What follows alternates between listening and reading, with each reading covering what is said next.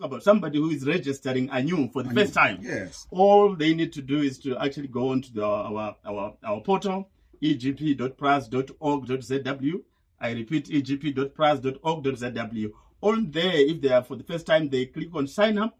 And when they sign up, they actually would be asked for their email addresses and their details. And they actually have to respond to their security questions, after which they actually proceed to upload their company documents. Now, when they upload their company documents, that will actually take them all the way until they actually then can make payment, and they then wait for the approval.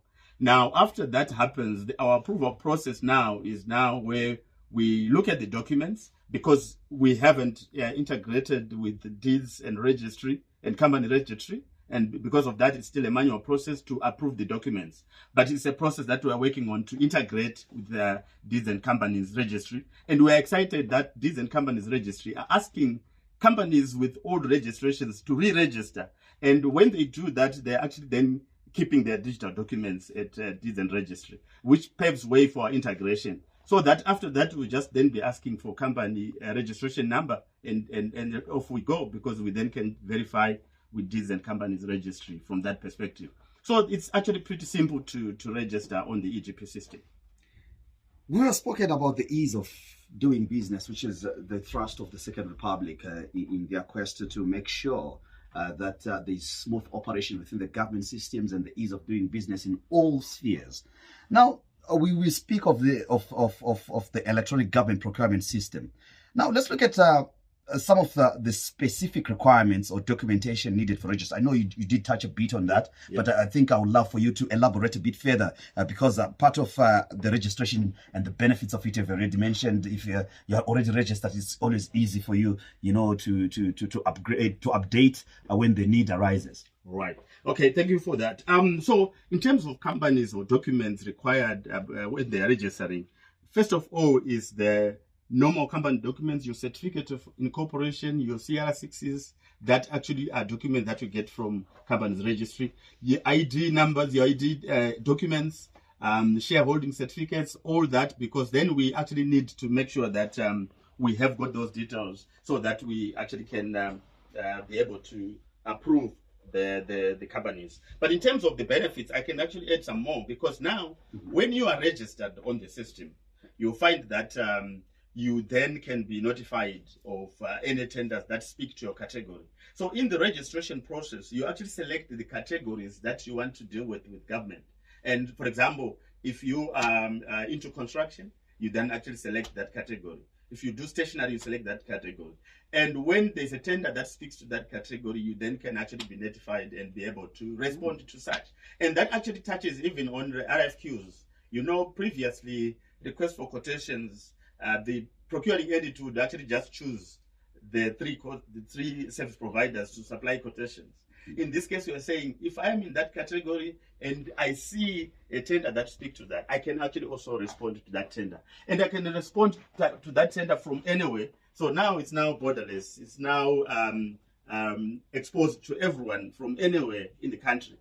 Gone are the days where you needed to actually drive to Vic Falls to get a tender document from Victoria Falls municipality, and then you come back and you go back there to submit the tender. In this case, now you're actually doing that electronically from wherever you are, and you don't need to travel to do that. So it's now borderless. And also, if you talk of ESG, the environmental and governance issues and social issues, now they actually think of the past, because you don't need to invest in printing, because you're now not printing the piles and piles of you've gone green to submit. Yes. So yeah, there are lots of benefits that come with it. And it's inclusivity. You include everyone from wherever they are. All they need is internet. Amazing. Mkele, how do you bring this to an equilibrium? He has touched quite a number of benefits, and quite innovative in a way. Yeah. And I'm sure most of our listeners who are listening are taking notes and understanding. Maybe you can chip in because we want to go to the affirmative part of it, and how the economic part, because now the questions are getting harder. We're still, making sure you're comfortable. Warming the ground. Yes. Thank you so much. The issue of RFQs, like Director Ndlovu just said, is more of looking at where we are saying, Valentine, request for quotations has been a situation where someone has been saying, okay, whom do I know in this particular category who supplies this particular product? And when that is happening, it's been a situation where one has been saying, okay, I only know, say, Valentine, I know Bevan, I know so and so, three of them. Guys, there's something like this. Let me just give you, give us a quotation for this, which tended to be so unfair because it wasn't fair enough to give everyone an equal opportunity. It tended to be more like one supplier most of the time and constantly, or a group of suppliers because you probably related to just those particular people. So the RFQ system has now also come handy where the categories themselves are saying, okay, if you are registered in that, all of us in that category have an equal opportunity despite wherever we are. So we stand a better chance of participating and all of us benefiting equally. You have demystified the issues of corruption. We are coming to that because when you mentioned how it protects that, and I like how you've ring-fenced and how it makes it all transparent as well as a process, which is quite unique. And if you're just joining us, by the way, we are on the program Drive With Us right here on Classic 263. Bevan is a bit busy today. I'm sure he will have a few words to say a little bit later on. As always, he's a scholar, so he's learning a lot and doing some hard work and making sure that we don't miss a thing on the show. And we have right here in the studio, that is the PRAZ Director ICT, Mr. Fredin Ndlovu, as well as the Corporate Communications Manager, Mr. Mkhele Chima from the Procurement Regulatory Authority of Zimbabwe. Gentlemen, now let's get into the affirmative procurement guidelines, because I think these are very, very important in safeguarding integrity and bringing transparency. Now, we want to look at how you can explain these guidelines and how they are playing a key role in local economic development. Because I think if I read from the NDS one, the ease of doing business is very high on that one. And making sure transparency is there, corruption is eradicated. So maybe can you assure us how or explain how the guidelines are making sure that these three entities are eradicated and fairness as part of your mandate is achieved? Thank you so much, Valentine. So in terms of the specific purposes and why we came up with the guidelines is to, number one, to ease the understanding of the procedure governing affirmative procurement. And when we do affirmative procurement, we're looking at domestic preference. And that's actually for the disadvantaged. And therefore, we are also looking to also raise the awareness, not one, the PEs themselves and the disadvantaged people. And what we're saying is that we want to ensure that the PEs then comply with domestic preference as they actually do their procurements. And we also are looking to ensure that the disadvantaged communities or people actually know how they can stand to benefit. And this is by way of them probably joining the special interest groups or communities and the entities that actually can then guide. If it's a war veteran, for example, they will need to actually belong to the war veterans. If they are women, they will actually join women organizations where they come as a community and be able to respond to public procurement tenders. What we see with that is that as we promote the previously disadvantaged members of our community in the country, we actually then will be developing the economy. Because if you actually empower a woman and they can actually develop and actually become better business people, they then can actually be able to grow and the economy will grow at the end of the day. Pro-youth, even the youth, this actually looks at that. The elderly, they are also accommodated in affirmative procurement. Interesting. So affirmative action, because there are different demographics that come into this that I want you to touch on, because we are looking ahead to in a few days, the Robert Gabriel Mugabe National Youth Day, and I'll ask about the youth because I think they are very, very important in the process, and I'm sure there's something that should be there for them. Also, in terms of affirmative action, we can't speak of affirmative action without speaking to gender equality as well. And I know the patriarch in the room, Bevan, would want to say, let's all be equal. We are the same as well. And the director speaks of belonging to certain groups, pressure groups as well, and to achieve this. But how do we take care of some of these demographics, as well? Because I think they are very critical in bringing the economic balance in our country. With what Director Angelo just said also, it's a case where this is even stipulated in the Public Procurement and Disposal of Public Assets Act. So with it being, a part of Section 29, where it stipulates this whole affair of domestic preference, where we're saying, let's give preference to our own. And our own in this instance then speaks also to even how these procuring entities, government entities, as we were talking about much earlier, public entities, to say when you are also evaluating your processes in awarding these particular tenders and processes, be considerate of some of the sections which are inclusive of domestic preference and also these particular groups which Director Ndlovu spoke to as special interest groups. Let's embrace those. So the issue has been in some of our activities where we've been around the country, some of the PEs, I remember at one point in one of the workshops they were asked, have you ever awarded a tender in your own spaces to previously marginalized groups or anything along those lines? And none of them stood up to confirm that they have done it. So it was more like a conscientization process to say, be aware that also you are allowed through the Public Procurement and Disposal of Assets Act to consider such kind of individuals, such kind of groups. So as a result, we are in a position to say whatever we are actually talking about is inclusive of saying from the person who will award in terms of the entities through the PPTPA Act, it is confirming that there is room for these formerly marginalized groups to be also encompassed in the whole process. And as a result, the procurement ecosystem becomes holistic. No one is left behind. If you speak of, sugarcoating and lip service, it's something so much interesting. Now, that will make me come to the question to say, what is there in place to give assurance to some of us doubting Thomases to say, indeed, you are not only lip servicing, but you are actually putting this into practice. Here I'm talking about the measures that are in place to monitor and evaluate the effectiveness of these affirmative procurement guidelines. Because, on paper, magnificent, beautiful, but in practice, it might be lacking. And I'm sure there are many interest groups that might come on our WhatsApp platform and question that. But let's address it because I can see some of the few questions that are already coming through on our WhatsApp platform. Yeah. No, thank you for that.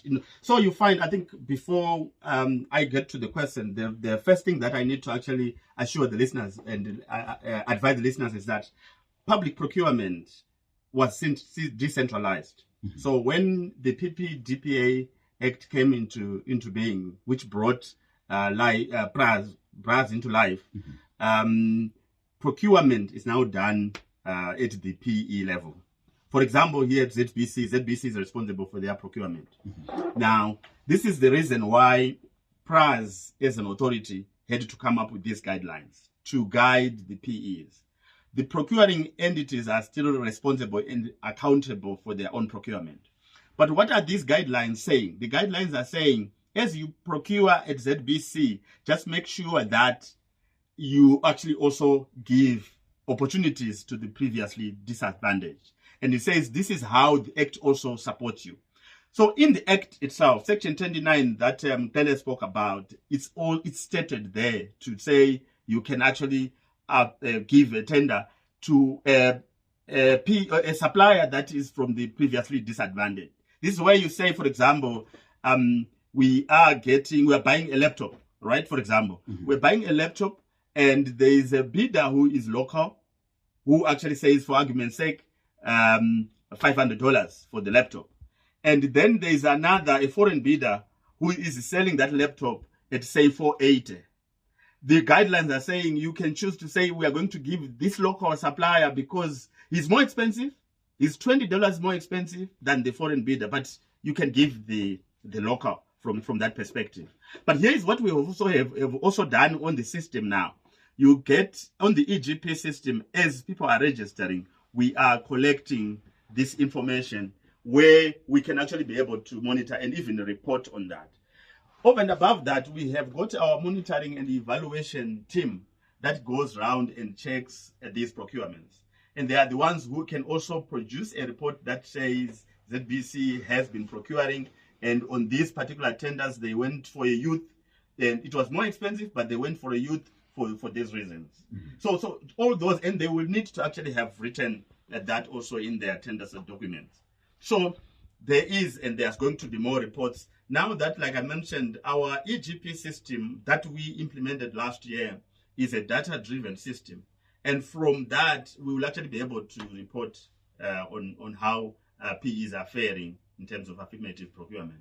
Gentlemen, fasten your seatbelts, because where we are getting now, we are going to bring in our listeners to be part of the conversation. Okay. And of course, they've been sending in, they've been listening in. Okay. And they are sharing their comments and views right here. This one is from Sheila in Gokwe. Says, very interesting program about the opportunities that are available for us. My challenge, though, is that we are not getting these opportunities in reality. Are there stats to show that women have been awarded some of these tenders? And are they really enforcing some of these regulations that they have explained so cleanly and nicely on your show, Valentine? Thank you very much for that contribution. All right, here's another one. Good afternoon, Valentine. I'm one for the youth because I'm a youth myself, only a 27-year-old. I've been walking up and down to try and get it registered. Can I do it online, and how? Because the challenge that I've faced is sometimes you hear of these things and there are certain bottlenecks that we experience, but I would love for you to explain the bottlenecks that you are making reference to, that we experience in registration. Can they make their registration more efficient, please? All right. I'm sure somebody has had some challenges in registering. This one says, the problem is the numerous requirements to get registered. He didn't tell us his name, but thank you very much for that contribution. Hi, my name is Kokeli in Bulawayo. My question is, please, can you kindly repeat some of the requirements? They sound so many, but maybe if you can explain it differently and easier, maybe we might be able to understand. Let me give you an opportunity, gentlemen, to respond to the first line of questions from our listeners. So thank you. I can actually start with the last one in terms of requirements to register. Linked with that one who says the problem is the numerous requirements. Yes. So you find that if you are registering as a company, so there can be different requirements. So if it's an organization, by the way, you can actually register as an individual. Right? Yeah, as an individual consultant. I don't have to be a company. Yes, I may be a consultant. And in my own right, maybe I do skits and I can supply. Like me, I'm a consultant in my own right. Even the MCs. Yeah, the MCs. Oh, yes. Yeah. And for that, I was going to come to your office. and for that, you're just supplying your CV, and so now I can do it online. Then you show your profile. You do that online. You just show what you can do and what you have done is evidence to just register. But if you are a company, a registered organization, which has got shareholders, and I'm sure as a company, you actually then have the Sierra 14s, the certificate of incorporation. You can also register as a PBC, as a private limited company. So as an organization now, there are those basic company documents, which if you have them, I want to believe that it won't be a lot, because you just convert them into PDF.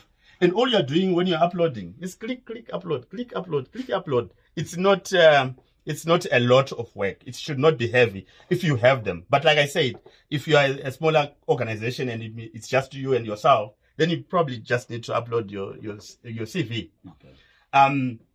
And then to say that even that now, if you look at the process itself to actually register, it's actually very quick. And what we have also done is that I know that for some there can be cash flow issues in terms of registration. So to register, it's $120, which is payable in ZWG per annum. But you can choose to pay every quarter. And the idea was to make sure that we accommodate everyone. If you have cash flow issues, you can actually do every quarter. Now, in terms of seeing opportunities on the system, we actually have what we call a bulletin board, which right now, even before you get registered, you can actually go to egp.praz.org.zw and go to bulletin board and be able to see tenders that are currently running. You can also get to see tenders that are passed. You can also see what has been awarded. You can also see what procuring entities are still looking to buy in the year in terms of annual procurement plans. So if you are a supplier, I would actually recommend that you visit that if you haven't registered. These options and information that I'm talking about, if when you are registered, you then can also still see them. But before you register, and I encourage listeners, if you go to egp.praz.org.zw, you go to click on bulletin board. That should actually take you to where you can select annual procurement plans. And when you go to annual procurement plans, you can then select an entity that you have an interest in. If you're interested in ZBC, assuming ZBC has had their own annual procurement plan approved, you can actually see what ZBC is going to buy in September 2025 or December 2025. And then you can actually be able to plan ahead if you are a supplier of that particular product that ZBC is looking to buy. Thank you. I think Mpele can add on. Yeah, Valentine, the opportunity aspect, I'm sure, comes in with someone appreciating how EGP works. It's just a case of where one then appreciates that bulletin board, where these tenders are actually listed. Because entities, what they do, they then participate and then they throw in those tenders in that particular board. And then those where the opportunities are actually available. So in that instance, we appreciate the listener who's saying that these opportunities tend not to be accessed by everyone. But I'm sure it's a case of accessibility as to whether they know where to go and see all the, because all these entities, public entities, they have actually been throwing in those tenders in that particular platform. So also to answer the issue of women in tenders. Yes. There's a case in point where, yes, as of maybe 2-3 weeks back, we've been dealing with a similar situation where some women in construction have been saying we don't have opportunities in this particular sector. The truth about it is that it is an open platform for all. But remember, we are conscientizing also the procuring entities to also award accordingly. For example, the recent SADC summit that we held in Zimbabwe, the 44th SADC summit last year, 3 women entities, owned entities, were actually awarded with big tenders for that particular summit. So we have a statistic to say, okay, yes, these particular issues are there, but I'm sure it's at the level of participation to some of the people who are actually out there in these particular groups, but also as to how they also would have participated in terms of submitting their documents. Then the issue of registering online for the youth who's saying he's 27 years, he or she is 27 years. Mm-hmm. Yes, you do register everything online. The whole issue, like Director Ndlovu said, is that if you are saying you're now in business, you are in a formal setup, we are saying we are formalizing you. So in the process of having a formalized business in Zimbabwe, we are saying you're obviously registered in terms of having a company. A company has its own documents, a memorandum of understanding, association, and so on. Mm-hmm. So those documents are the ones that you are using. Like Director Ndlovu said, convert those hard copy documents that you got from the deeds office. Have them aside in your machine. Say whatever you are saying in terms of, okay, this is my memorandum of association, this is my document like this is my national ID and so on. When you then get to the EGP system, all you are doing is you are translating those company documents into the EGP system as per the requirement to say which document is needed at this stage, which one is needed at this stage, including your proof of payment. Your proof of payment can come through from the bank, which in case you have paid physically, and or through the electronic means, which are automatic in our system. So that one is a clear one. Then in terms of the numerous documents, they are not numerous. They are not as numerous because these are more like just the legal document that authorize one to be actually having a company, as it were, in terms of their registration and in terms of them being clear with the whole system. I wouldn't want us to go without, I know there are many questions, but I'm looking at them, they're quite similar, some of them. Okay. But allow me to go to, I understand Zimbabwe holds the presidency of the Africa Public Procurement in that regard. Maybe if you can, because I wouldn't allow you to go without highlighting it, it's quite an important, because we've been SADC chair, we are SADC chair, and it looks like everything is following us in this country. So it should be a great year of great home and tenure. Sure. Now, let's talk about that presidency and how you are going to use that in terms of the networking and how it's going to benefit the country overall. It's quite an important seat that we actually hold in Africa ourselves, because we were supposed to actually have had it last year in 2024, but we we decided to then give another country an opportunity. In that instance, it was Rwanda, which managed to hold the 4th General Assembly last year in Kigali. The last year, then, that's when Zimbabwe was then elected in November, on the 15th of November. We elected then to the presidency. No one even challenged us to actually that seat. Some, regions in Africa wanted contested. But uncontested, we won that. Our opportunities that come in with that, Valentine, is that we had to set a record with the electronic government procurement system so far in Zimbabwe. In a record time of 1 full year, we have launched 3 particular steps. Wow. We have launched phase 1.1, 1.2, and phase 1.3. In short, what we're saying is other nations have taken even slightly longer to implement the electronic government procurement system in their own nations. And us as Zimbabwe right now coming to ascend to the APPN, we are saying we want to set a record and show and give a good pace to these nations in Africa to say some of the areas that are needed in public procurement space, we can actually leapfrog and do them in this particular way, And there are so many things around that, Valentine. We may actually want to talk about the MAPS, that's the methodology for procurement systems. And then you're also talking about sustainable procurement, and you're talking about capacitation, capacity building, as it were. Those are some of the things that we also want to push as well in the presidency of this particular board. And right now, in March, what we're expecting is that the APPN is going to come through the Secretariat, come through to Zimbabwe, they hand over the every other symbol to say, confirm that yes, Zimbabwe is the one that is currently the chair or the presidency of APPN, and then we're going to take it to the nation's leadership for that. And obviously, like you said, that everyone in Zimbabwe is a SADC chair, I'm sure it also would translate. All right, quite interesting. 0719498651.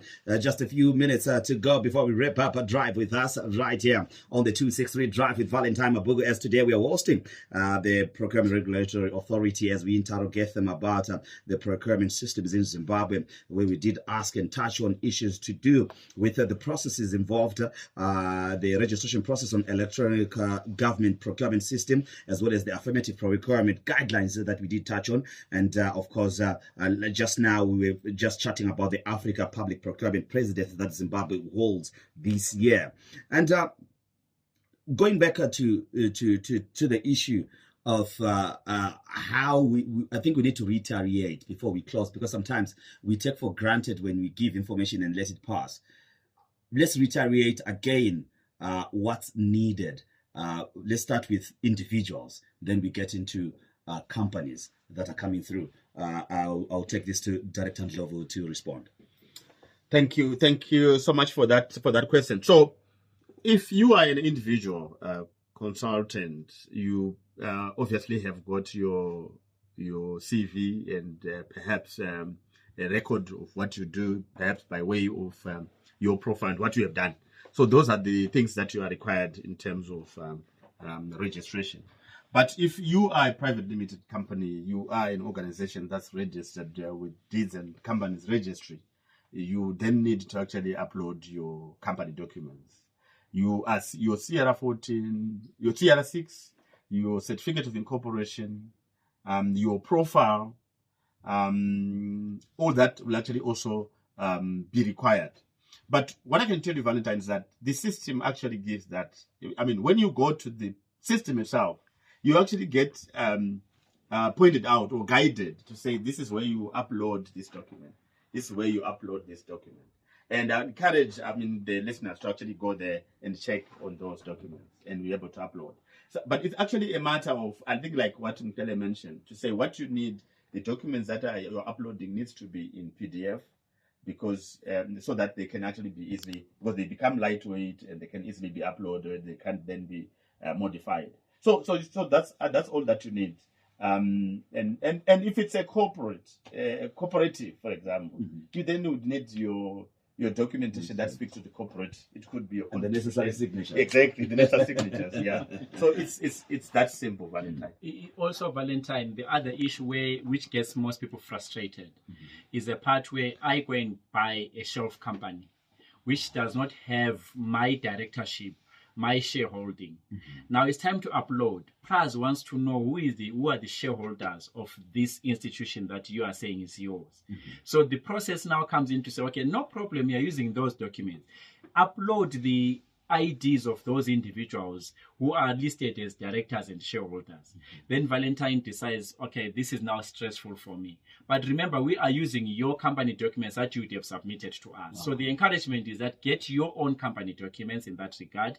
And also some of these agents who are being used by most people out there, they won't tell you all these processes until such a time when then PRAZ will then seek for clarification to say, can we clarify for us the IDs of these individuals? Then you start saying, I don't have, but the company is mine. Then that's where the whole process starts now. The complications of what people would then say it's a complicated thing when it's not. Yes. And if you allow me, I could add why we are actually checking on the ultimate or the directors or the ultimate beneficiary. Because the idea is to then be able to say, there's a process that we call debarment if there are air deliveries. We have had such experiences where some bidders would actually win a tender and they don't deliver. In some instances, they would have been paid advance. But we want to be able to say, so who is the owner of that company? Because what has been happening is that, we have been creating lots of shelf companies. So I could be Fred in Love here owning a number of companies. And when you ask for a tender, my 3 different companies apply for the same tender. But now with this system, that's what we're also using to check, because we'll be able to say, if we're going to debar one of Fred's companies, we can also as well debar Fred. Fortunately, gentlemen, I think we need another session on that one for another day. But I must thank you for making time and coming through to the show. Mr. Mkorechi, Corporate Communications Manager with the Procurement Regulatory Authority of Zimbabwe. Thank you for making time. Thank you very much. Mr. Freddy Ndlovu, Director, ICT. Thank you very much for coming through. Thank you very much. Well, from me, Valentine, I hope you did find the show informative, educative, and above all, entertaining. And let's do make dates again, same time tomorrow as we give you Drive With Us right here on the 260 Drive. The show continues soon after the news at 5.